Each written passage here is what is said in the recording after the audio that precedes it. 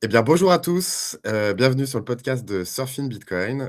Je suis très, très, très heureux de vous recevoir aujourd'hui avec un ami à moi. Ça fait très longtemps qu'on ne s'est pas parlé, et là, l'occasion était rêvée, pour faire ce bilan 2025 et les perspectives 2026 sur les marchés, sur Bitcoin, sur l'IA. On va parler de plein de choses aujourd'hui. J'ai l'honneur donc de recevoir, mon ami Nicolas Chéron. Nicolas, comment vas-tu? Écoute, ça va très bien. Très content de te retrouver pour cette émission, la veille de Noël. Voilà, effectivement, comme vous voyez, Enfin, il y a une petite déco. Nicolas est à La Réunion, voilà et déjà, en fait, Nico, est-ce que tout simplement tu peux te présenter pour notre audience, pour ceux qui ne te connaissent pas? alors écoute, moi je suis, stratégiste boursier indépendant. J'ai travaillé pour des courtiers américains, anglais, hollandais, pendant pratiquement 15 ans. J'ai démarré ma carrière chez zonebourse.com qui est un des gros médias de bourse traditionnelle, française. J'ai fait partie des analystes un peu boomers, qui ne comprenaient pas la crypto en 2016-17 quand on m'en a parlé. Et puis après, j'ai rencontré des mecs comme toi et d'autres. J'ai alors compris que voilà, c'était une classe d'actifs qui allait faire partie de notre avenir et qu'il fallait considérer. Et, euh, et c'est intéressant, on va en discuter ensemble. C'est vrai que la crypto est en train de devenir aussi un peu de la finance traditionnelle, en quelque sorte, avec l'avènement et l'adoption des ETF. Donc c'est intéressant de faire ce point sur ce qui se passe actuellement, les flux, les perfs, la suite éventuelle. Super. Bah, en tout cas, merci d'avoir accepté, mon invitation et c'est vrai que, je ne l'ai pas précisé, mais tu as aussi été intervenant à Surfing Bitcoin 2021. D'ailleurs, on remettra, ton ta prestation, on s'en rappelle, tu avais une belle chemise. Alors j'en ai fait plusieurs. Il y avait une table ronde avec Ouais, c'est Asher vrai, qui était très sympa et c'est puis vrai. j'avais fait une vidéo qui avait été beaucoup vue, Oui, sur la chaîne qui oui. s'appelait, «Bitcoin, investir ou trader, il faut choisir». C'est ça et tu avais mis ta plus belle chemise. Est-ce que tu t'en rappelles? Ouais, ouais, ouais, ouais, chemise rouge avec les perroquets, je crois que j'avais déjà dans l'idée de partir habiter dans les îles à ce moment-là, même si c'était pas encore concrétisé. Bon, en tout cas, on remettra cette vidéo parce qu'elle est d'actualité évidemment, enfin, elle sera toujours Carrément, d'actualité, ouais. et ça effectivement, ça va être aussi un peu, le fil rouge de ce podcast avec toi, parce qu'on va parler marché financier, on va parler, bitcoin, on va parler stratégie d'investissement et évidemment, toutes les personnes qui vont regarder cette vidéo, sont intéressées par ces sujets-là. Donc avec plaisir pour remettre cette vidéo. Mais bon, revenons au thème, donc de cette vidéo. Donc on va parler, pour commencer du bilan, 2025. Donc moi, ce que j'aimerais, voilà, te poser comme première question, c'est, voilà, quel est ton avis, en fait, déjà sur l'évolution du bitcoin en 2025? Est-ce que toi, d'ailleurs, tu es positionné? Qu'est-ce que tu as dit, d'ailleurs, à ton audience en 2025 sur bitcoin et est-ce qu'on peut, justement en parler rapidement? Alors pour l'instant, on peut dire que la période quand même des 3 dernières années a été très bonne pour Bitcoin. Cette année 2025 un chouïa décevante. On finit en fait au plus haut sur, tous les indices américains, sur le Nasdaq, sur l'IA, sur les métaux, même sur le CAC 40 dividendes réinvestis. Donc on est vraiment dans un marché haussier avec, une recherche des actifs risqués qui est très forte et dans lequel on aurait pu espérer s'attendre finir l'année plutôt autour des, 130-140 000 que des 90 000. D'autant plus quand on avait un Donald Trump qui devenait président des États-Unis et qui était extrêmement crypto-friendly. Donc voilà, sur l'année, on doit être à -6, sur un an glissant à -9. Après voilà, on n'oublie pas évidemment puisque, C'est on ça, c'est ce parle, que bitcoin et long terme, que le trend haussier, la dynamique de long terme, la puissance de bitcoin est toujours, inégalée et ça reste un actif et moi, extrêmement porteur. j'ai envie de te dire, je suis presque heureux de ce comportement du Bitcoin cette année parce que alors déjà, il y a toujours les prévisions, parce qu'on s'en rappelle chaque année, alors je sais même pas si toi tu faisais partie de ces prévisionnistes, qui, parlaient d'un Bitcoin à 200 ou 300 K. Alors après on entend toujours tout, hein, dans ces cas-là. Et cette fois effectivement, on est sur un Bitcoin qui va probablement finir l'année en performance négative. Mais là où quelque part ça me rassure, c'est, ça confirme sa décorrélation de moyen long terme par rapport aux actifs traditionnels. Parce qu'il y a toujours ce débat, Bitcoin corrélé aux actifs risqués et cetera. Donc je sais que potentiellement d'ailleurs on avait eu, toi et moi, des désaccords là-dessus. Mais Oui, de mon point de c'est pas vue, grave, hein. mais ce n'est pas grave. Et effectivement, en tout cas là, en 2025, clairement, on a un Bitcoin qui va finir en territoire négatif et les marchés actions, alors je sais même plus les chiffres, toi tu les as probablement, mais on est à combien d'ailleurs sur le Nasdaq, le S&P, le CAC? On est grosso modo à 20 sur, le Nasdaq, le CAC 40 dividendes réinvestis, on doit être à 15-16 OK, et OK. puisqu'on en est à parler un peu, bilan, des performances, de cette année, s'il y a bien une classe d'actifs qui a cartonné cette année, c'est les métaux précieux. Voilà, c'est l'or en plus, ouais, l'or, l'argent aussi, je crois aussi a Ouais, explosé. ouais, ouais. Et bref, tout ça pour dire quoi? Parce que j'ai vu que tu avais affiché un tableau, des perfs yearly du bitcoin et c'est vrai que L'or, on est à 70, l'argent, on est à 140. Donc il y a vraiment eu une captation des flux extrêmement puissante, sur les métaux. voilà.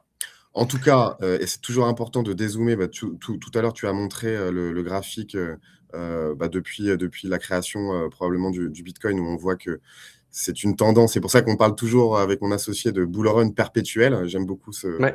cette punchline et là, on voit d'ailleurs en performance calendaire sur bitcoin, bah, voilà, donc il y a eu simplement 3 années en territoire négatif et probablement que 2025 sera la 4e année.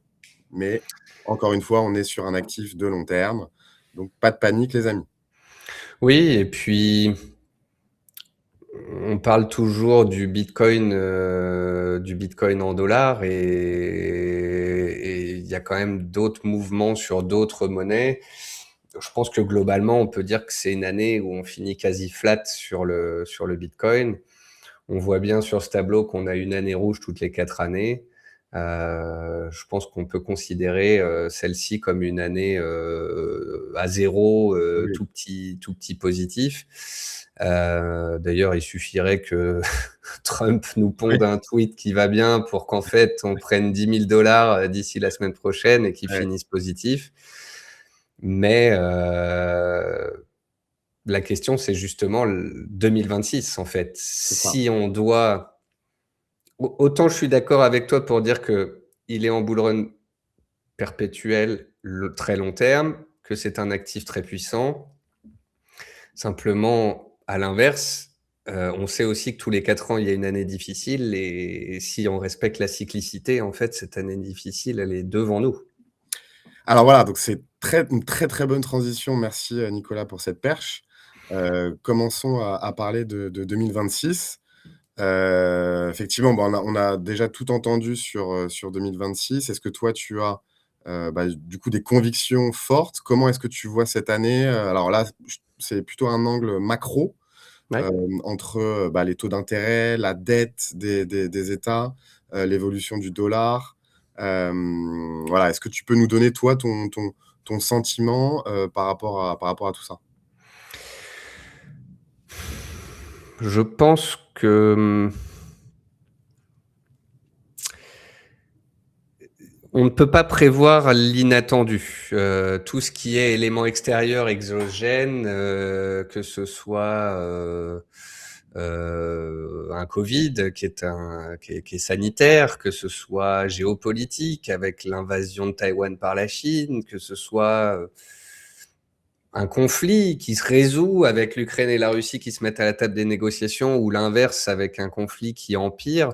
Tout ça, on peut pas le prévoir, on peut pas l'anticiper. Et à dire vrai, c'est pas une mauvaise chose parce que Si on a de l'inattendu, on aura des corrections. Si on a des corrections, on achètera les actifs qu'on préfère moins cher qu'aujourd'hui. Donc en fait, moi, je veux vraiment pas être un doomsayer, quelqu'un qui est, en mode fin du monde, à la Marc Toiti ou autre, prévisionniste qui est en permanence négatif.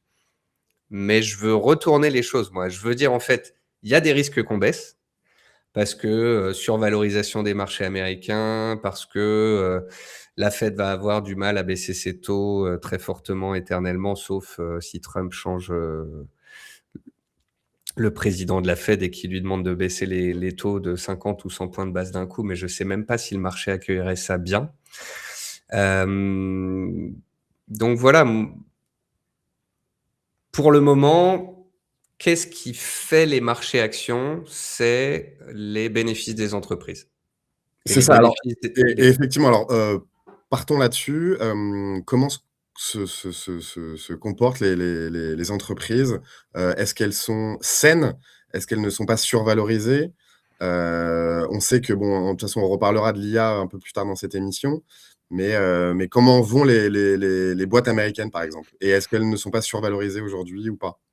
Les boîtes américaines ont cartonné cette année, les marges sont au plus haut historique, les bénéfices générés par le top 100 et le top 500 sont au plus haut historique et à très long terme, depuis 100 ans, s'il y a un seul indicateur qui te permet de savoir pourquoi et comment le marché doit être pricé, c'est la génération des bénéfices des entreprises.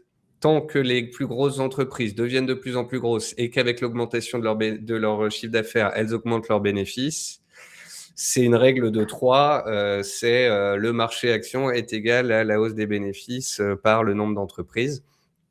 C'est bête et méchant.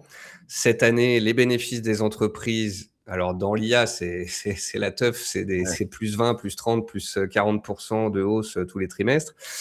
Mais sinon, globalement, sur le S&P, on doit être sur une hausse comprise entre 12 et 15% des bénéfices sur l'année 2025 et on en attend plus ou moins la même chose en 2026. Parce que c'est vrai qu'on parle beaucoup d'IA et encore une fois, on y reviendra dans cette émission, mais parlons déjà des secteurs plus traditionnels. Je sais pas moi, le pharmaceutique, l'industrie automobile, l'hôtellerie, tous ces secteurs d'activité, comment est-ce qu'ils se comportent? Comment est-ce Oh, qu'ils ça dépend des pays, ça dépend des zones, c'est là, c'est ouais, trop général. La pharma, elle était délaissée, elle était peu chère ces derniers temps. Hem, tu plein de grands groupes qui se sont pris des gadins, Novo Nordisk, aux États-Unis, United Health,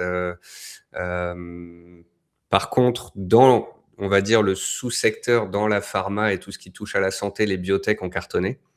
OK. Tu plein de biotech. Les biotech, c'est un des pans de marché les plus pourris de France depuis 15 ans. Cette année, ça a été un carton total parce que tu as des boîtes qui arrivent à, développer des Mais vaccins, des outils qui sont d'ailleurs, il les y plus avait pas une boîte, excuse-moi, chers. je te coupe, il y avait pas une boîte, de cœurs artificiels là Ça, c'est Carmat, ouais. ouais, Carmat qui justement était un fail total alors que Faillite, quasi totale, mais je crois c'était que cette année d'ailleurs ou l'année ouais, dernière? ouais, ouais, c'est Ouais, cette c'est ça, année. hein. Alors que c'est ça que tu dis, donc ça a été la meilleure année des biotech, Ouais, en France depuis 2025. Or la boîte la plus prometteuse dont on parlait, il y a quelques ouais. années est tombée. D'ailleurs, est-ce que tu connais un peu ce dossier ou pas?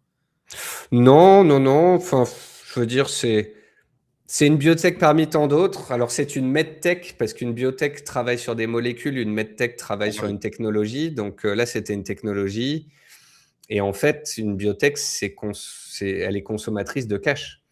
Donc, elle lève de l'argent pour faire de la recherche, elle lève de l'argent pour faire de la recherche, elle dilue ses actionnaires. Dans le temps, ça baisse, ça baisse, ça baisse, ça baisse, dans l'espoir qu'à un moment donné, il y ait commercialisation, chiffre d'affaires et qu'à un moment donné, ça génère du bénéfice. Mais en fait, sur, les biotech, c'est comme le private equity. Sur 100 dossiers, tu en as 2 qui vont faire x20 et tout le reste va être flat ou mourir. bien sûr. Donc, c'est pour ça que je mets toujours en garde les particuliers qui démarrent sur les biotech parce que pour un carton, il y a, 10 cartonnés.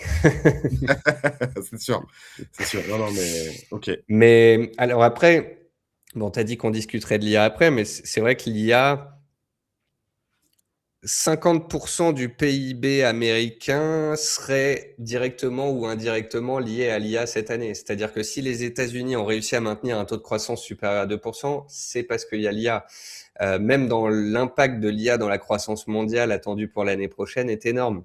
Bien sûr. Et si tu regardes le S&P 490, donc que tu fais deux catégories, d'un côté les 10 top valeurs de la tech et le reste les 490 valeurs du S&P, depuis le Covid, en fait, on a une faible pente, une faible croissance des bénéfices du 490 et c'est vraiment 10 méga acteurs mondiaux qui captent les contrats, la liquidité, les flux ETF, les investissements, la protection du gouvernement américain, parce que ce qui est en train de se passer, en fait, Ouais, je comprends.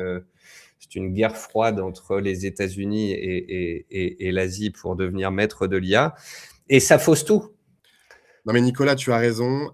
Parlons de l'IA parce que c'est quand même un sujet, majeur. Tu parlais effectivement des 490, mais voilà, mais est-ce que tu peux peut-être, redétailler ce point-là? Parce que c'est quand même super important pour l'audience. On a 10 à 15 acteurs qui sont en train de driver la bourse américaine, donc la bourse mondiale, l'économie américaine et donc aussi l'économie mondiale. Toutes ces boîtes captent les contrats, les flux de liquidité. Tant qu'elles vont bien, en fait, c'est un peu les chaises musicales. C'est-à-dire, tant que la musique bat son plein, on peut continuer de danser, tu vois. Tant qu'elles continuent d'investir comme des malades tous les trimestres et d'avoir des capex qui augmentent, tout va bien. Simplement, ce qu'il va falloir constater ou non, c'est si ces investissements pharaoniques vont se transformer dans des gains de productivité, des augmentations de création de richesse des autres sociétés. Bien Voilà. sûr, parce que ça, juste, on parle bien des 7 magnifiques, hein, c'est Ouais. ça, hein, voilà, c'est les Google, Facebook, C'est et Meta, Meta. c'est Google, c'est OpenAI, c'est voilà, c'est alors il y a les boîtes cotées et le non coté puisqu'on Ouais, bien parle en sûr. ce moment aussi de la possible introduction de OpenAI, Ouais, ouais, c'est ça, qui non, mais était à 100 milliards puis 500 et puis là on parle de 750. c'est là où en fait, on voit que tous les flux, donc c'était déjà le cas en 2025, Ouais, et en 2026, ce sera probablement encore le cas, si ce n'est encore plus. Tous les flux vont vers ce secteur d'activité. ouais. Et c'est là où tu vois d'ailleurs, tu peux te dire comment est-ce que les autres secteurs, quelque part, vont se financer, tellement l'afflux de liquidité va vers ce secteur-là.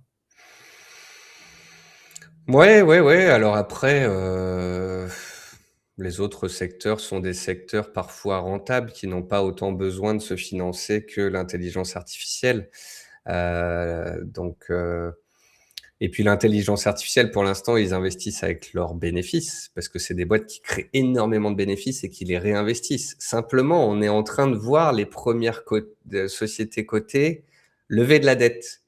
On a vu Oracle récemment lever de la dette pour pouvoir financer les projets. À un moment donné, OpenAI va devoir aussi trouver du cash pour pouvoir se développer. C'est pas le tout de faire des partenariats circulaires les uns avec les autres et de se promettre du business. À un moment donné, il va falloir rentrer de l'argent dans les caisses.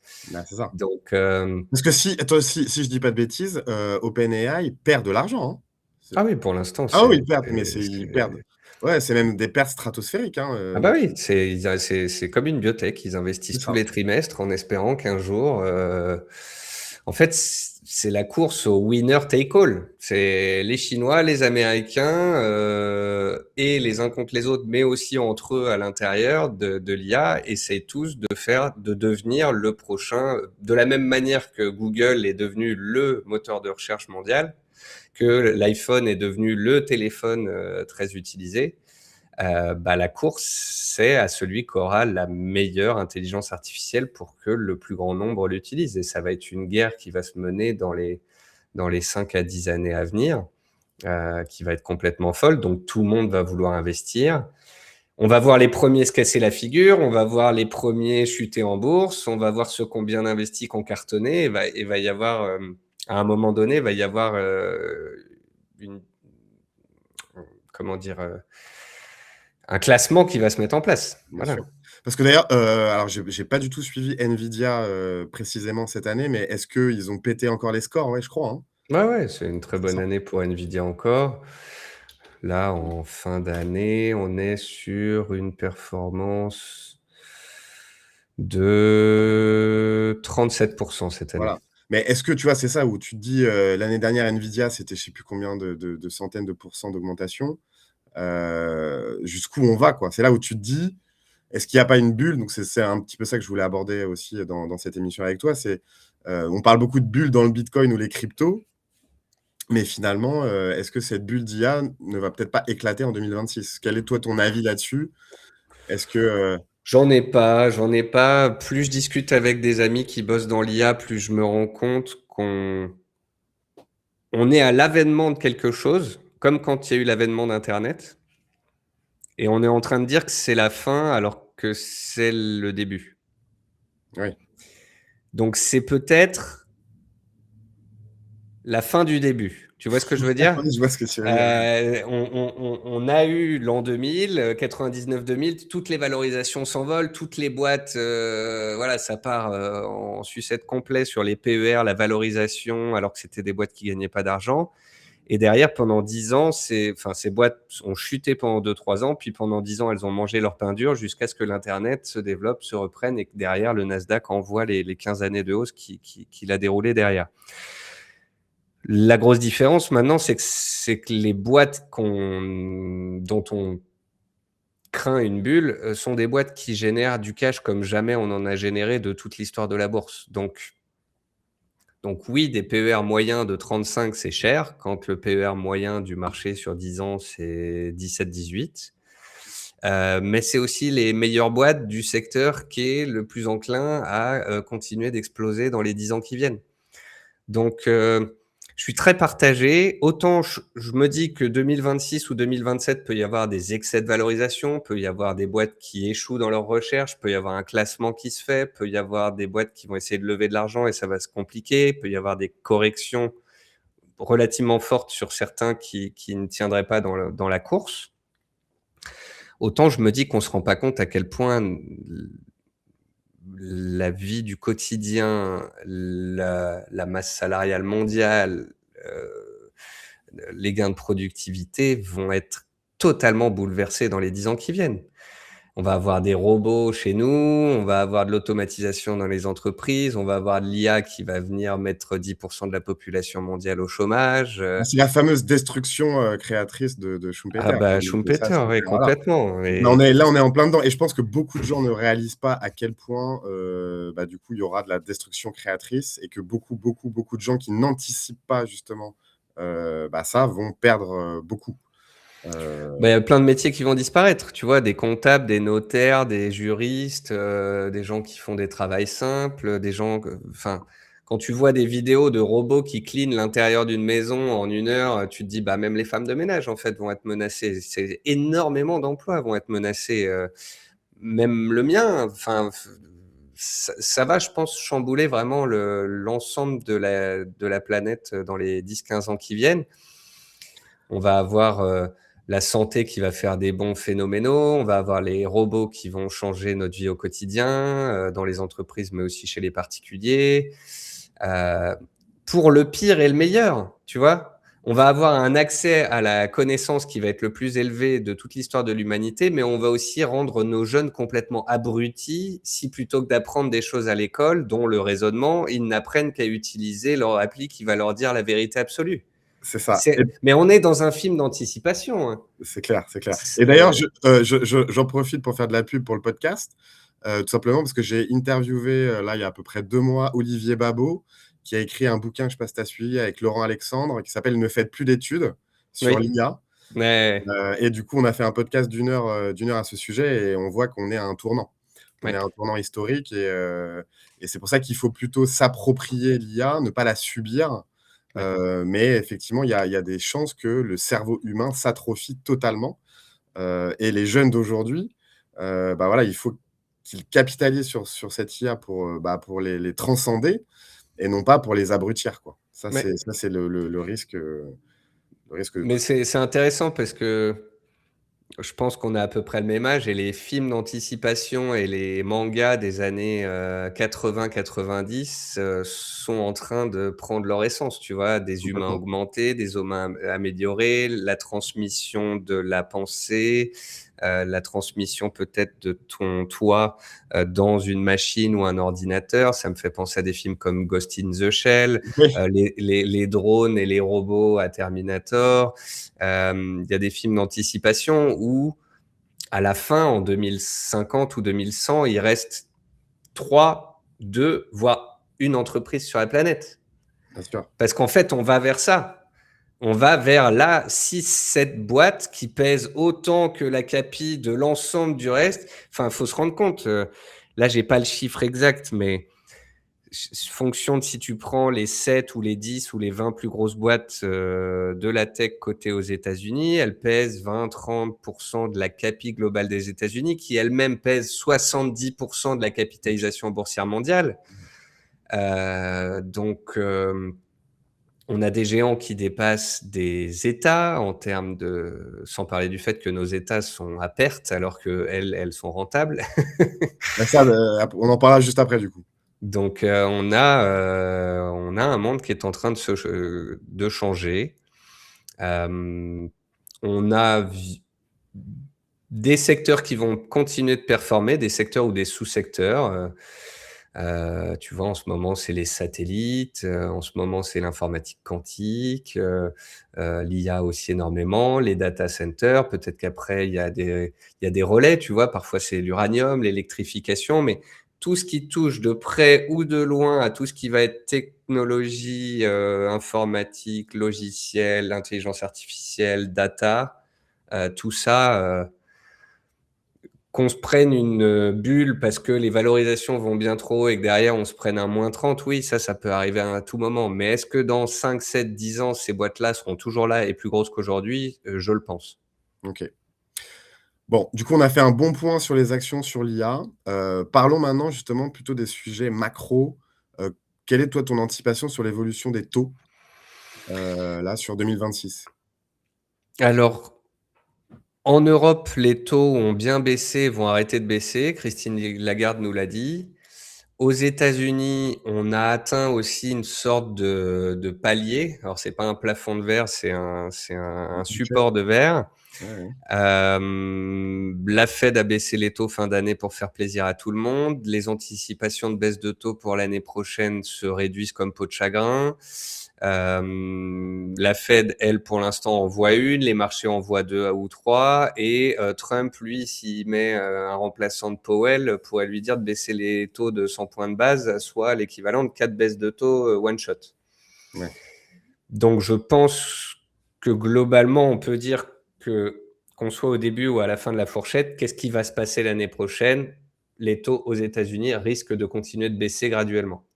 D'accord. Donc le dollar de se déprécier. Donc les phénomènes qu'on a vus cette année, c'est-à-dire une hausse de l'euro par rapport au dollar, le fait qu'un investisseur qui détient une bourse américaine en euros n'a pas des bonnes performances, parce que le Nasdaq fait plus 20, mais le Nasdaq en euros, il fait que plus 4 ou 5, je crois.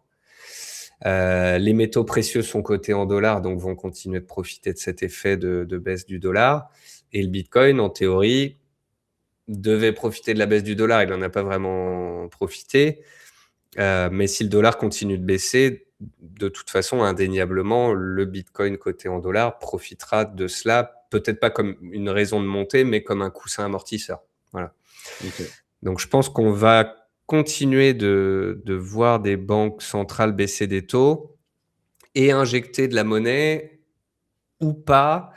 Heu, En Europe, il y a des grands plans d'investissement. Aux États-Unis, ils ont arrêté le quantitative tightening, donc ils ont arrêté de baisser le bilan de la Fed et ils vont le stabiliser. On n'en est pas du tout, comme j'ai pu le lire sur pas mal de comptes, de mecs qui font de la crypto, à, «C'est bon, le QE va reprendre, to the moon», tu vois? OK. Non, Ouais. non, on a bien baissé les taux vont baisser un peu graduellement. On arrête le quantitative tightening, donc de réduire le bilan de la Fed. C'est pas pour autant qu'on va le faire repartir. Et beaucoup aussi parlent de la masse monétaire, la M2. la masse monétaire mondiale comme étant un catalyseur de la hausse. Le problème, c'est que quand tu fractionnes la masse monétaire et son expansion estimée pour 2026, c'est globalement la Chine qui fait la hausse de la masse monétaire à elle toute seule. Et le problème de l'expansion de la masse monétaire par la Chine, c'est que quand l'Europe injecte des liquidités ou les États-Unis injectent des liquidités, ça ruisselle. Donc ça ruisselle sur le marché action et ça ruisselle potentiellement sur la crypto. Quand la Chine injecte de la liquidité et fait monter la M2, si elle le fait beaucoup en ce moment, c'est pour soutenir son économie artificiellement. C'est pour aider ses banques. C'est pour résoudre la crise immobilière qui se prenne depuis 3-4 ans après des spéculations accrues. Donc en fait, ça reste en système fermé. Donc, même si on a une augmentation de la M2, ça ne veut pas dire qu'il y a de la liquidité réelle qui va ruisseler sur tous les marchés et que donc on va avoir une hausse de la crypto due à l'augmentation de la masse monétaire. Ok, ok. Donc, je vois beaucoup de gens dire l'année prochaine, on va être sauvé parce que le dollar va baisser, les taux vont baisser et le QE va revenir. Et de toute façon, même s'il n'y a pas de QE des États-Unis, la masse monétaire va venir. Mais en fait, tout ça, ça peut être démonté. La masse monétaire, elle augmente, mais c'est les Chinois, c'est fermé. Les US ne sont pas là de faire du QE. Et la baisse du dollar, bah oui, certes, elle a été cette année et pourtant le Bitcoin a baissé. Donc, c'est pas une raison suffisante pour dire que ça va monter. Donc, macroéconomiquement, en termes de politique monétaire et de taux, c'est pas restrictif, ça va pas peser, mais ça va pas non plus soutenir de dingue.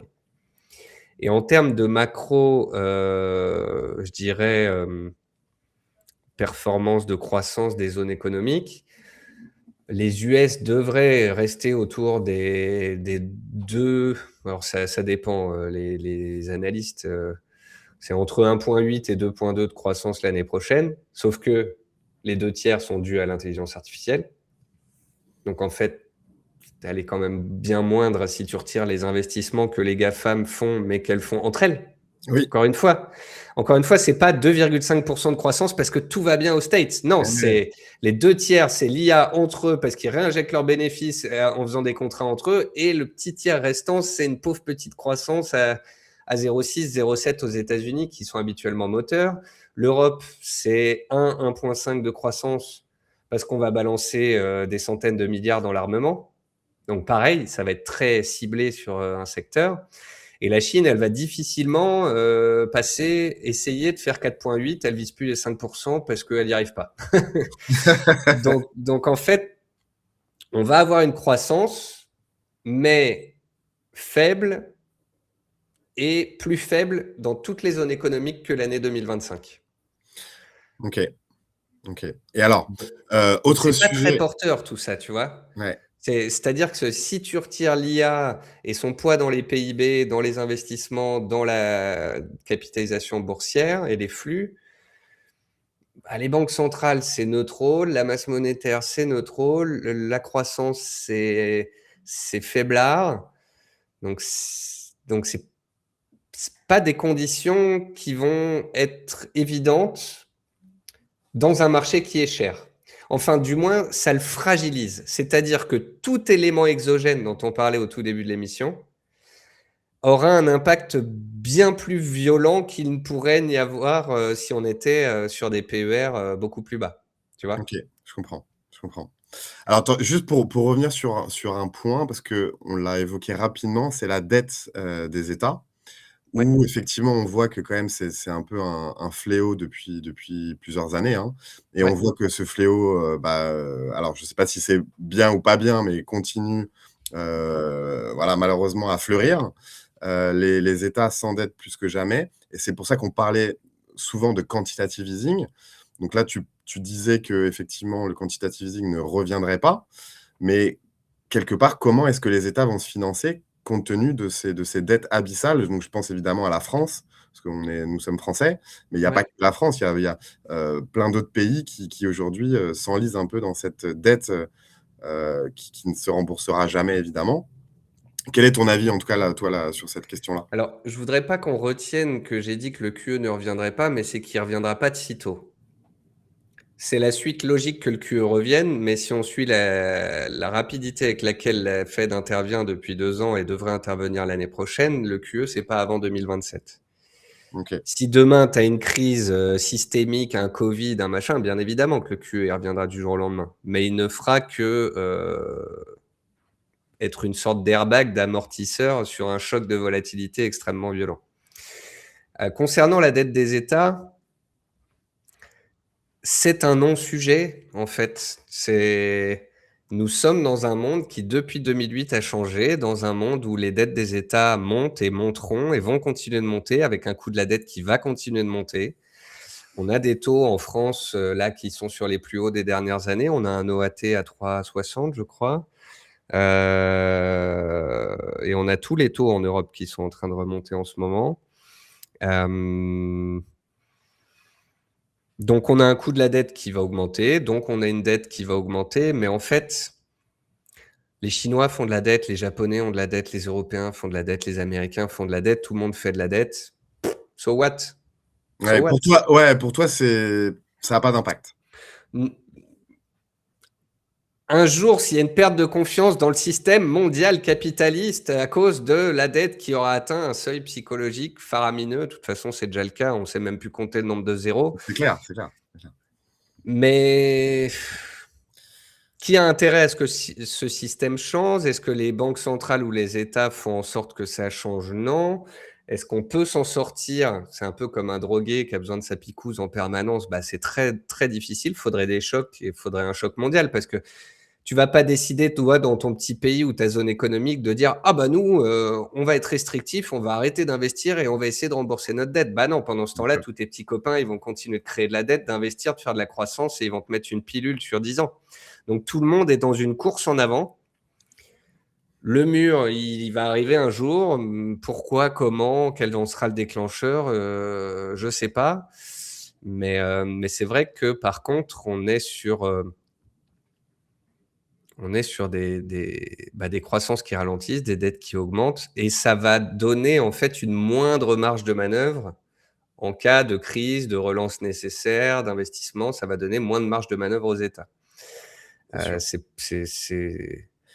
C'est pour ça que c'est aussi aux États-Unis, et ce qui est magnifique, contrairement à l'Europe et à l'Asie, les entreprises qui sont en train de prendre presque le rôle de l'État en se disant bah vas-y, nous on prend tout le cash, on le réinvestit et on deviendra les premiers mondiaux sur l'intelligence artificielle.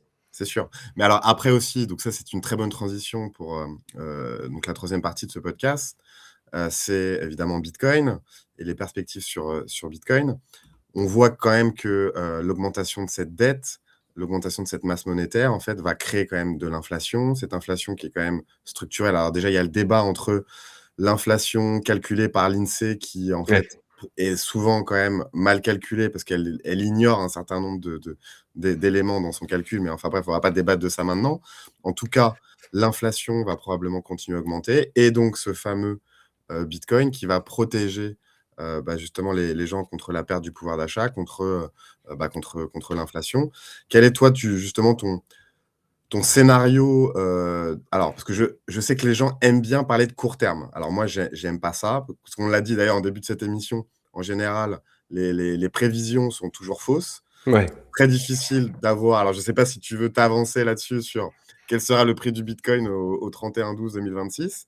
Mais voilà, comment toi tu vois l'évolution du prix? Est-ce que finalement, on est toujours aussi sur un bitcoin financiarisé qui va, comment dire? Évoluer en fonction justement de l'évolution des taux?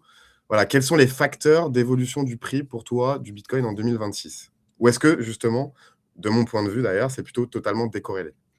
Ah, ça fait beaucoup Ouais, de perches, beaucoup de sujets d'un coup. ouais, non, Pour te donner un petit chiffre sur l'inflation, il y a le BLS, le Bureau of Labor and Statistics aux États-Unis, qui se félicitait hier que depuis 5 ans, les salaires aux États-Unis sont montés de 22% en moyenne. L'inflation, en fait, souvent on dit aux gens: «Ah, il y a 2% cette année, 3%, 4%». Mais en fait, c'est pas comme ça qu'il faut regarder l'inflation. C'est sur 5 ans, il y a 24% d'inflation aux States. Donc en fait, ton salaire, il a fait 22, l'inflation a fait 24, tu as perdu de l'argent, tu as perdu du pouvoir d'achat. Si tu n'as pas investi tes liquidités, on fait de la création monétaire en permanence. Les monnaies fiat, elles se déprécient sur 2 ans, sur 5 ans, sur 10 ans, sur 100 ans. Donc, on est contraint d'investir. Et je pense que quand le Bitcoin fait x7 en 3 ans, quand les marchés actions explosent et quand maintenant même on a les métaux qui suivent, c'est qu'en fait les gens commencent à comprendre que laisser leur argent sur des comptes courants qui peuvent d'ailleurs être ponctionnés ou de plus en plus taxés ou utilisés à d'autres fins que ce que les gens souhaiteraient, type on va flécher le livret A vers la défense, euh, bah, les gens se disent il faut que j'investisse en fait. Et puis ils comprennent aussi que c'est ce que font les plus riches de la planète, en fait, en investissement dans leur propre boîte ou en investissement boursier. Et que si tu as une hausse de la masse monétaire graduelle et que ton pouvoir d'achat s'appauvrit, tu dois faire au moins 6, 7, 8, 10% par an en performance boursière pour tout juste être flat. Donc c'est une nécessité. On est contraint. Voilà, il y a ceux qui apprécient investir, il y a ceux qui se disent je suis contraint de le faire parce qu'il faut que je protège mon pouvoir d'achat et mes actifs.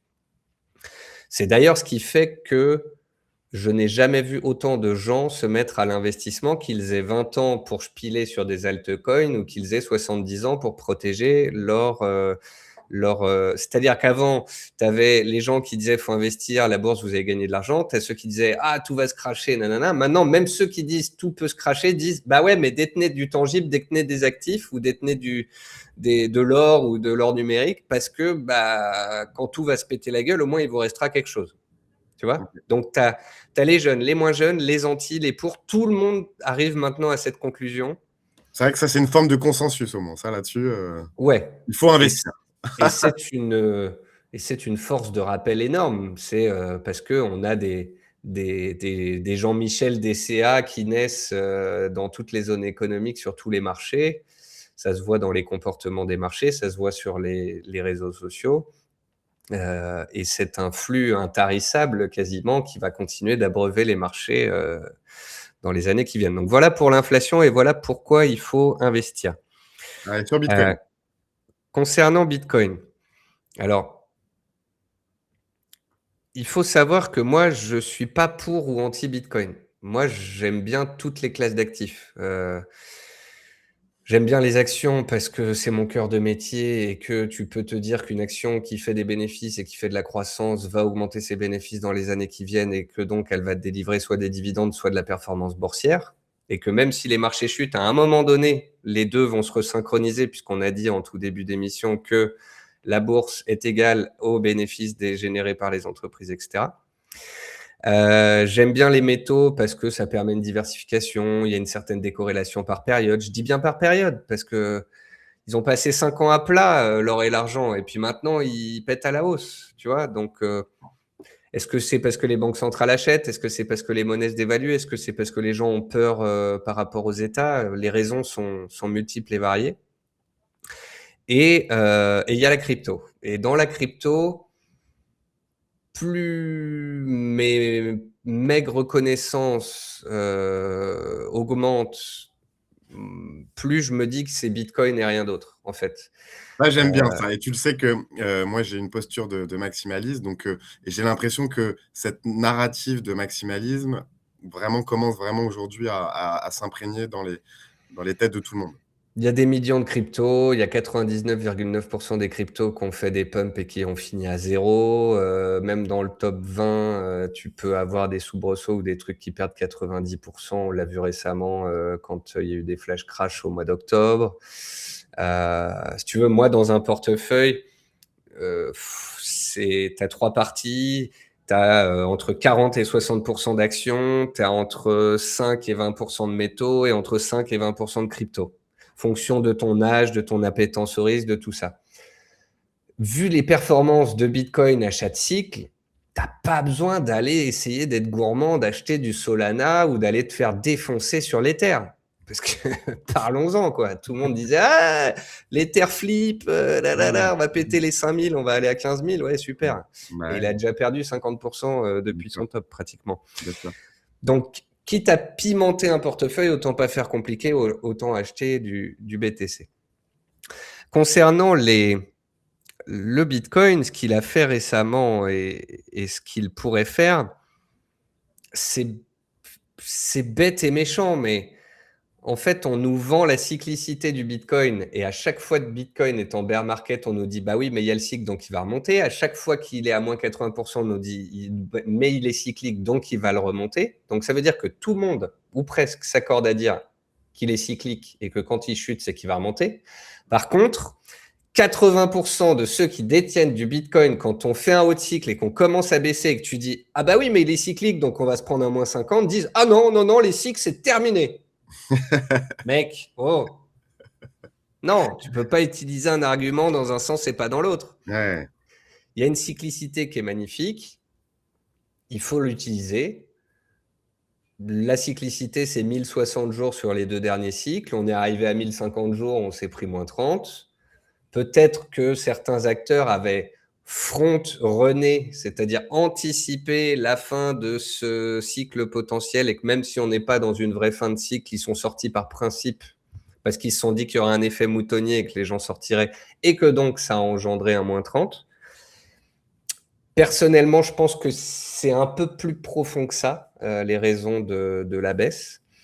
Euh, une des raisons, tu vois, c'est le choc du 9 ou 10 octobre dernier où Trump d'un coup retape sur la Chine et où toutes les cryptos se font -30, -50, -70. Je pense qu'au bout d'un moment donné, si tu veux, chat échaudé craint l'eau froide, hein. Une fois que les gens ils se sont fait plier, notamment sur les altes, ils reviennent plus. Et quand certains gros acteurs se prennent -15 sur Bitcoin en une séance avec de l'illiquidité sur le marché, parce qu'il peut devenir quand même relativement illiquide, je te parle d'acteurs qui ont des milliards hein, sous gestion, bah, ils se sentent plus à l'abri sur un Nasdaq futur avec des flux énormes ou sur du Nvidia que sur BTC. Euh, je pense aussi donc qu'on a pas mal baissé les taux et qu'on attend peu de baisse de taux réellement à venir. Donc en fait, ce narratif, il a déjà été passé.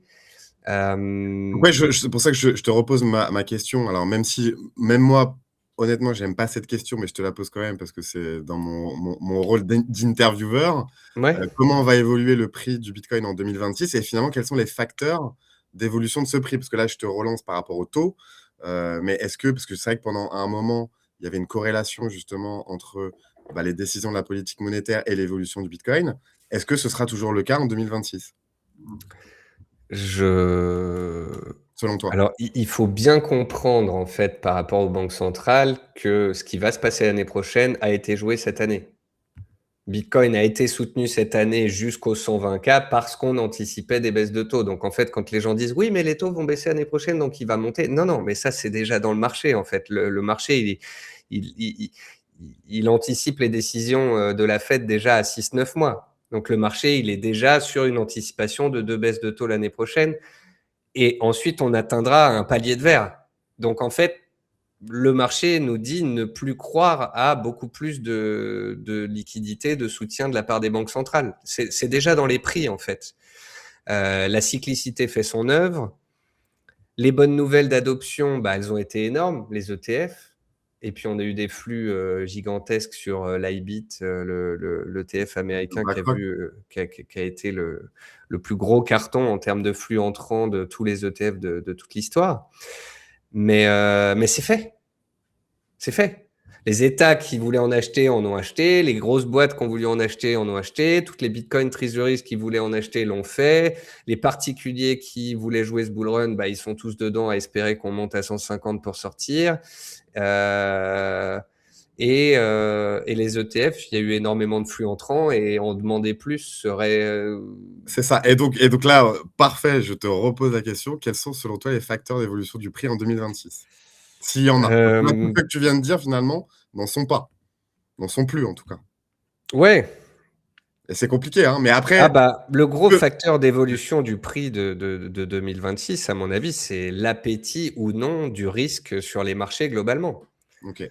Si on a un appétit pour le risque qui se maintient et les indices boursiers mondiaux qui continuent de grimper, Bitcoin sera un tant soit peu soutenu.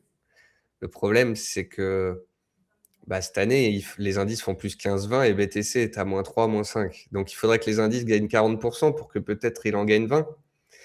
Il y a un truc qui va pas. Il y a un truc qui va pas. J'ai bien évidemment deux, trois arguments en tête qui pourraient laisser entendre qu'on repartirait à la hausse sur les cryptos. Tu vois, dans les vagues d'adoption, il faut chercher qui peut être le prochain. On a eu les particuliers, puis les entreprises, puis les États, certains États, puis les ETF, donc les sociétés de gestion. Peut-être que si on a réellement des grands acteurs, Vanguard, BlackRock et encore plutôt des énormes fonds d'investissement qui disent en acheter, là, ça peut être une force de soutien. Si on a des États, non plus des États, je parle pas du Salvador ou de la Turquie, là, je te parle de gros États, voilà, hein, des pays développés.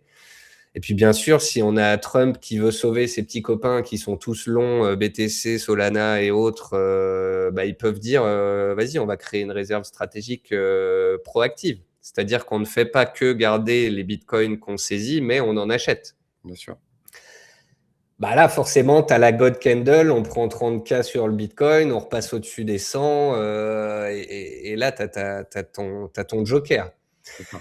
Mais la probabilité de réalisation d'un scénario haussier pour 2026 est pour moi due à des choses inattendues avec une faible probabilité de réalisation. La plus forte probabilité, c'est que l'année 2026 soit une année de latéralisation, consolidation sur les indices boursiers et que Bitcoin s'en prenne une dans la tronche. Okay. Qu'en fait, le cycle baissier est déjà démarré, qu'on en soit au début, comme en 2021, quand on avait une phase de baisse, puis un rebond technique, puis ensuite la douloureuse. J'ai fait une vidéo récemment pour avoir tous mes arguments. J'avais 7 ou 8 arguments sur voilà, la cyclicité, les flux sortants, la psychologie des investisseurs, les banques centrales qui seront moins en soutien, le marché qui va vouloir aller chercher stratégie. Tu m'enverras le lien de cette vidéo, je Ouais, la bien je la sûr, mettrai en description de bien sûr. de Il y ce a podcast. pas de Il n'y a pas de margin call pour Michael Saylor chez Strategy, mais il y a quand même un des directeurs de Strategy qui a dit récemment que si le cours du Bitcoin baissait sous la MNAV de Strategy, il serait contraint d'en vendre. Bien sûr, bien sûr. Non, mais Et ça on peut se de toute retrouver façon, avec le même phénomène sur toutes les Bitcoin bah, ouais. treasuries, en fait. Mais si, parlons-en 2 secondes, parce que je voulais évidemment en parler, mais c'est vrai que ça, c'est une cocotte minute qui ne peut que exploser. Il y a eu cette mode des Bitcoin Treasury Company en 2025. Bon, moi, en fait, je me suis toujours demandé, quelle était l'utilité de ces trucs-là, sachant qu'en fait, on peut tout simplement acheter du bitcoin. Ouais. Et on voit que ça a fait pchit cette année. Et effectivement, Stratégie, c'est l'acteur historique qui se positionne avec Michael Saylor, qui est un peu le gourou de tous les bitcoiners. Et Dieu Bah, sait que c'est un énorme soutien au marché. Ouais. voilà, c'est ça. Mais effectivement, voilà, le directeur de je sais plus, enfin de je sais plus qui, de stratégie justement, a dit que voilà, il pouvait vendre du bitcoin. Ça peut être un facteur de baisse aussi quand même pour Ouais. 2026. Ça, Ouais. clairement.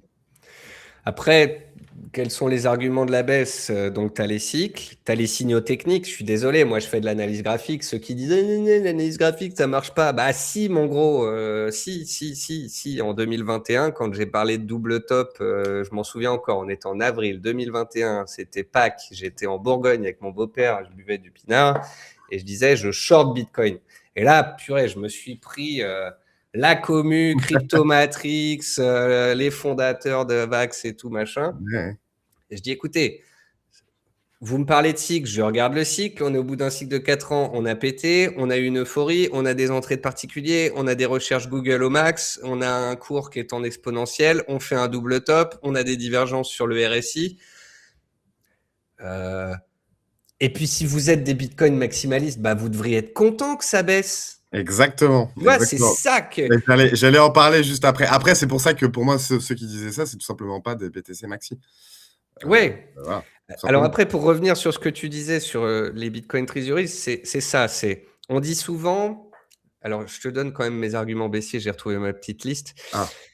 Donc il y a les cycles, il y a les signaux techniques, il y a l'euphorie. Beaucoup de gens disent: «On n'a pas eu la hausse parabolique sur BTC, donc il reste un bout à faire».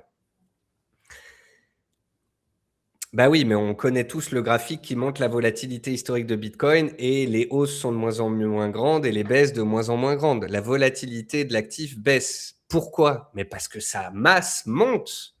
Tu peux pas faire bouger un Bitcoin dont la capitalisation boursière est de 100 millions comme un Bitcoin qui pèse 2500 milliards de fucking dollars. C'est tellement logique, mais Or, on a fait x7 sur Bitcoin, on est passé, ou x8 même, on est passé de 15 à 125. Et la hausse de la capitalisation boursière de Bitcoin sur la période 2023-2025 est, en dollars, la hausse de capitalisation boursière la plus élevée de toute l'histoire sur les cryptos. Donc, elle a bien eu lieu, la hausse majeure. Ensuite, on dit, bah oui, mais l'euphorie, elle n'a pas forcément eu lieu. Regarde, il n'y a pas eu d'alt season. Bah si, si, elle a eu lieu sur les Bitcoin Treasuries. C'est-à-dire qu'avant, le Bitcoin montait, puis les gens switchaient sur les alts pour faire de la perf et pour aller chercher de la volate. Dans cette vague d'adoption, il ne faut pas oublier que ce n'est pas des Bitcoin lovers qu'on a eu, c'est des particuliers qui viennent de la TradFi. Donc eux, ils ne switchent pas de l'ETF Bitcoin sur un ETF Dodge.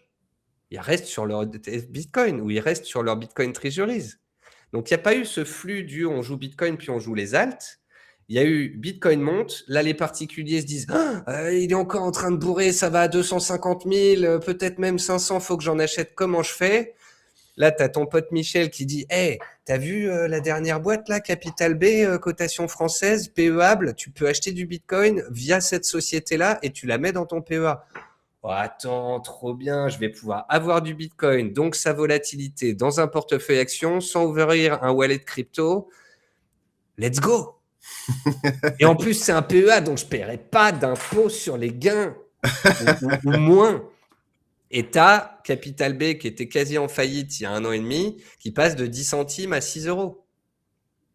Bon, bah, elle est là, ton euphorie, elle est là, ton alt season, en fait. Donc, voilà, qui depuis, évidemment, il faut le dire, a reperdu 80%, voire 90%. ouais. Donc, ça commence à faire beaucoup. Les cycles, ils sont là, les signaux techniques, ils sont là, l'euphorie, elle a eu lieu, la alt season, elle a eu lieu, la vague d'adoption institutionnelle, elle a eu lieu, elle a été absorbée. La hausse de la CAPI, je t'en ai parlé il y a un instant, c'est la hausse majeure. Et parallèlement à ça, on a deux choses qui sont en plus dangereuses. Le consensus quasi dogmatique de la commu crypto selon laquelle on allait à 150 voire 200. Or, on sait que quand tout le monde est d'accord sur un prix, on n'y va pas. Et Michael Saylor qui publie des tweets en disant si t'as pas de Bitcoin, vends ton rein et achète du Bitcoin. Et ça, on en reparlera dans 10 ans. On se marrera, tu vois, mais je pense qu'au final, Michael Saylor n'est pas une bonne chose pour la crypto, pour Bitcoin, pour l'image que ça donne. Ça donne une image de gourou sulfureux qui veut niquer la TradFi et qui en fait est en train de monter un Ponzi leveragé via des obligations convertibles qui font qu'il crée des actions et que ça fait baisser la valeur de son titre. Et que si demain, alors que l'action a déjà perdu 65%, on se prend un vrai bear market crypto, comme les autres, hein. On a fait moins 95, moins 92, moins 86, moins 77, même partant du principe que les cycles sont de moins en moins volatiles et que donc, parce que la hausse récente des 3 dernières années était plus faible que la hausse précédente, si tant est qu'on soit en bear market et si tant est que la volatilité continue de baisser, on fait moins 55-60 sur ce cycle-là. So what? Est-ce que ce serait exceptionnel? Est-ce que dans 3 ans ou 4 ans, quand il sera remonté plus haut, on se dira pas ah bah ouais, normal en fait. Et ça, Normal de perdre 50%, 60%. c'est une bonne transition pour cette dernière partie de podcast. C'est Bitcoin doit s'envisager dans une vision à long terme. Le facteur temps comme avantage injuste, on en parlait en préparation de ce podcast. Alors, on sait toujours que les gens ont envie d'avoir des résultats tout de suite. De toute façon, c'est la société d'aujourd'hui. En fait, il faut des Ouais. résultats tout demain, quoi. Donc ça, non, en fait, la préférence temporelle, c'est très important, voilà, théorisé par, Saifedean Ammous, notamment avec le Bitcoin standard. Il faut être patient et c'est justement et toi, je reprends tes propos, Jean-Michel, DCA, ça tombe bien, j'en ai fait une boîte qui s'appelle Stackinsat, et effectivement, quand le prix du Bitcoin baisse, bah, c'est plutôt positif dans le sens où tu peux en acheter plus, pour le même prix. Donc, enfin, pour la même quantité d'argent. Donc c'est pour ça qu'il faut justement, rester zen, dézoomer, ne pas se, focus sur l'évolution du prix à court terme. Bitcoin va s'inscrire dans un temps long. La promesse qu'il a depuis le premier jour est strictement identique. Elle ne bougera pas comme, c'est le cas pour d'autres cryptos, Ethereum et j'en passe les autres. Cette promesse, encore une fois, elle ne bougera pas. Bitcoin va, s'inscrire dans une logique, voilà, incontestable dans les portefeuilles et on l'a vu avec, cette logique de diversification et maintenant ça devient incontournable dans les portefeuilles qui va forcément être un facteur de hausse à moyen long terme. Parce que voilà, aujourd'hui, il est beaucoup plus risqué de ne plus avoir de Bitcoin dans son portefeuille, qu'avant. Donc voilà, donc c'est pour ça qu'il faut s'inscrire, à long terme sur Bitcoin, ne pas s'intéresser, voilà, au bruit de court terme et même si toi tu penses que Bitcoin va baisser en 2026, moi personnellement, je n'en sais rien et je m'en fous, en fait.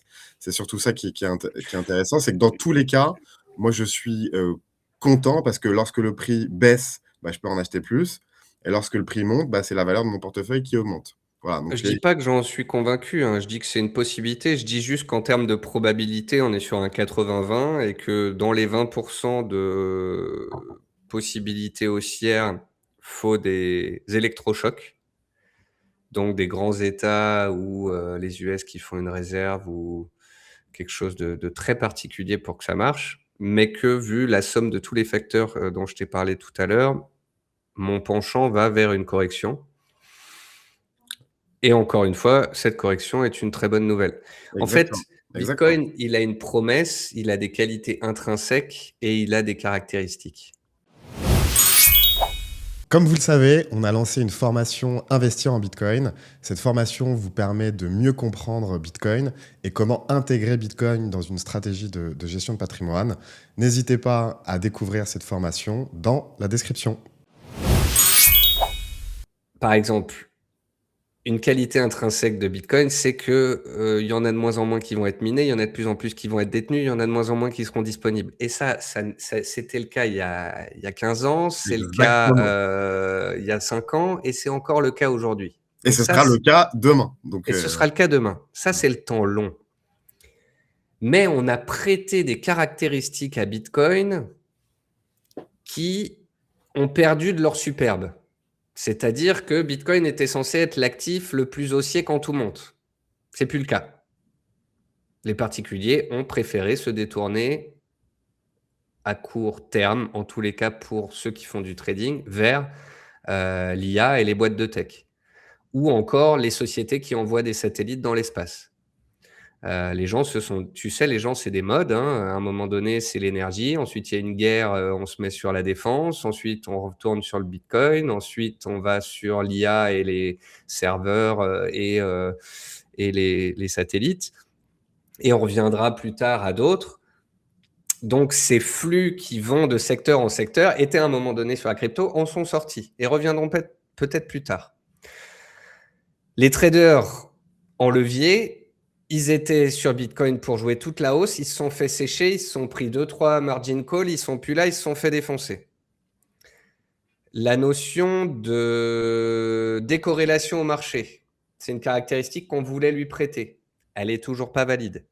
La notion de cas d'usage de Bitcoin, d'utilisation d'un peu partout, elle est encore chancelante, faible.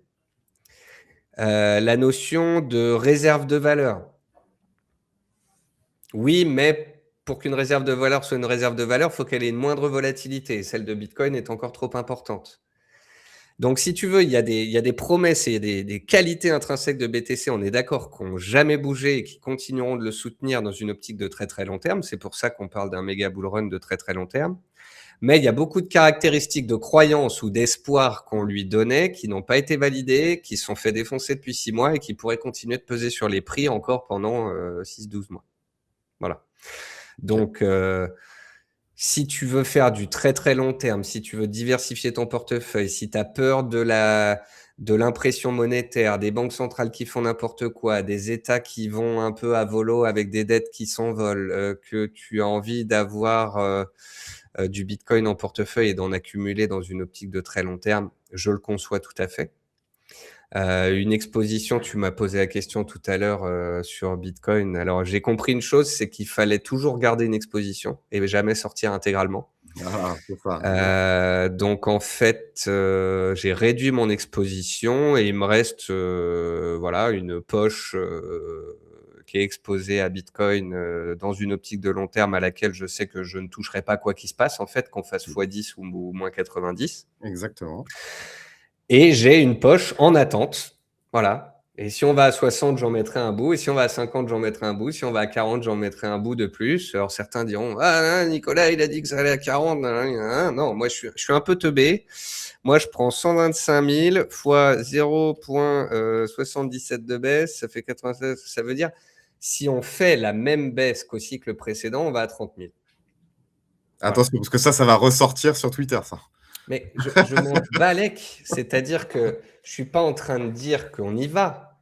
Je suis en train de dire qu'au regard de la cyclicité et des drawdowns historiques de cet actif, il n'est pas inconcevable, au regard de la dernière correction, qu'on aille vers ce prix. Et que tu aies raison ou tort, dans tous les cas, si ce scénario se réalise, ce sera justement, encore une fois, des bons points d'entrée de long terme, en fait. Ah, Donc mais c'est tout ça. banger, Parce qu'à chaque fois, banger. on se dit: «Ah mais attends, mais c'est trop cher, Bitcoin est trop cher». Donc dans tous les cas, c'est un bon moment pour se positionner. Et d'ailleurs, et on peut finir plus ou moins là-dessus quand même, que penses-tu justement des perspectives de long terme et de cette fameuse target du 1 000 000 $? Et du coup, Alors, oui. d'aller chercher la capitalisation boursière de l'or. Alors, En gros, on compare souvent justement les caractéristiques de Bitcoin à celles de l'or. Aujourd'hui, alors j'ai même plus les chiffres exacts, mais si je dis, enfin, me la semble capi de plus que l'or, on doit être entre 30 000 et 35 000 milliards de dollars. voilà, et donc il y a encore un La x10. crypto, on était à 3 000 milliards de dollars en Voilà, total market cap, donc il y avait un x10. un x10, Et voilà. le creuset le fossé vient de se creuser vénère avec la Voilà, hausse de 70% de l'or cette voilà, année. en plus. Donc c'est pour ça que je dis, j'ai plus les chiffres parce que c'est vrai que ça s'est un peu recomposé là ces derniers mois. Et pour moi, alors, déjà, je veux pas qu'on garde en tête que je dis qu'il va à 30 l'année prochaine. C'est pour moi le drawdown potentiel maximum. Pourquoi est-ce qu'on peut aller là-bas? Bah parce qu'en fait, demain, le Nasdaq, pour une raison X ou Y, il perd 10%, tu te doutes bien que les 80K, on les explose et qu'on va à 60, 65 rapidement. Et ensuite, pour qu'on aille sous 60K, faut de la bad news. Mais souviens-toi des cycles précédents, t'en as vu pas mal. Bon, les MTGOX ou les FTX, on pouvait pas les prévoir, tu vois. Imagine demain, en fait, ça se passe en 2 temps, en 3 temps, une baisse. La première, c'est une correction de la hausse passée. C'est ce qu'on a fait. La deuxième, c'est des marchés qui deviennent averses au risque. Donc, un Nasdaq qui perd 10-15 et là, BTC qui est déjà comme ça sous l'eau, il s'en prend une de plus, il va rapido vers 60-70. La troisième, c'est la panique. C'est la fin de la baisse, en fait. Il se passe un truc sur le marché.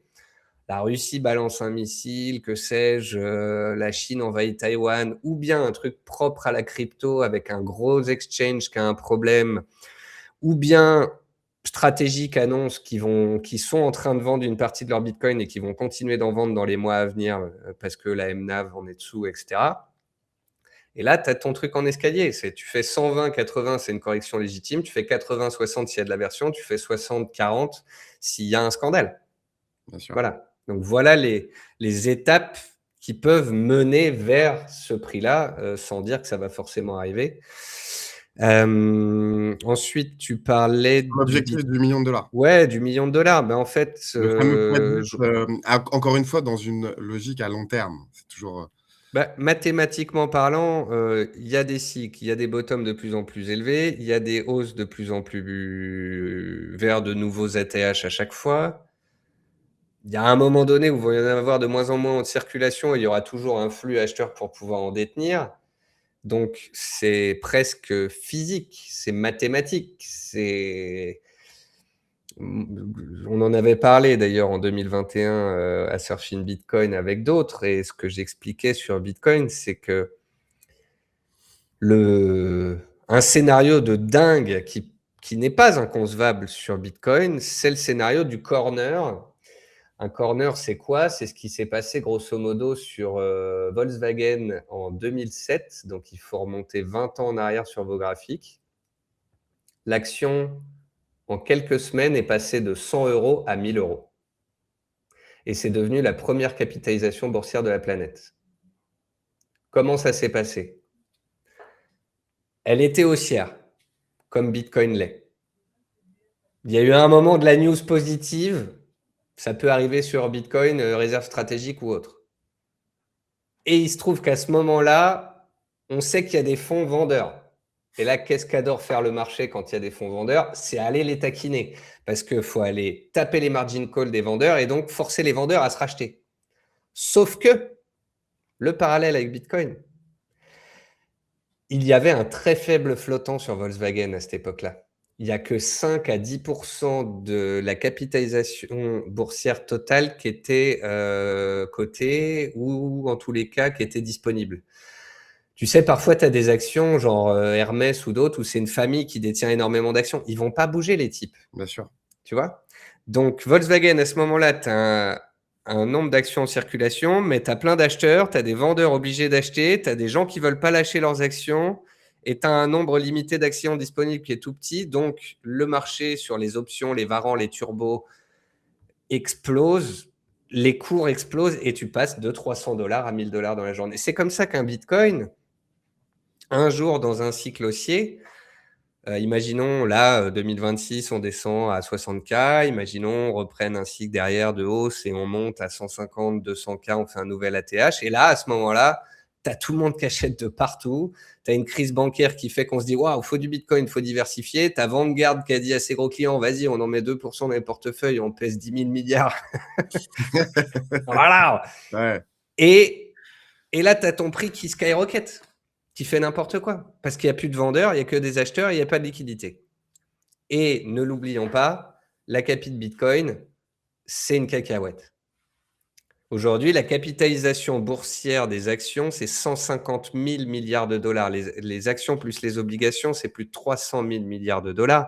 Les produits titrisés sur la planète, c'est 1 million de milliards de dollars. Donc, les 2 petits 1000 milliards de dollars de Bitcoin, c'est peanuts. Ouais. Et c'est ce qui fait que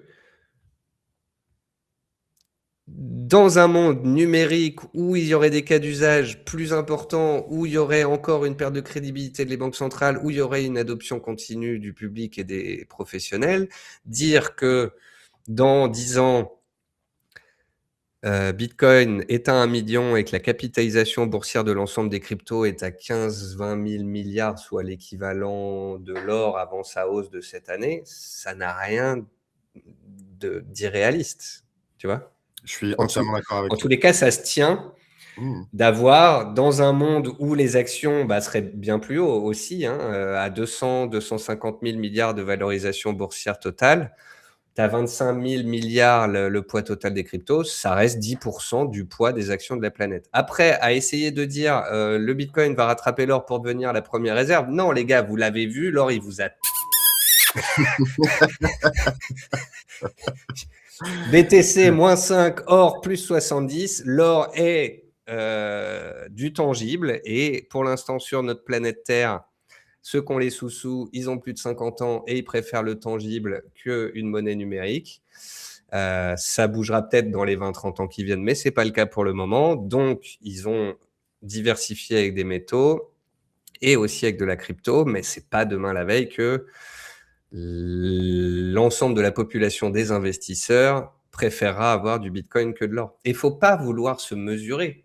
Voilà, mais Faut... même, en vrai, j'ai envie de te dire, il faut en détenir, enfin, il faut détenir les Les deux. deux, les Mais deux. voilà, mais oui, bien sûr. Il faut des actions au cas où l'IA cartonne et il y a de la Mais oui, croissance et qu'on continue de grimper. Il faut de l'or et de l'argent pour bien avoir des sûr. métaux précieux à long terme parce qu'ils ont des utilités et qu'en plus, ils sont protecteurs.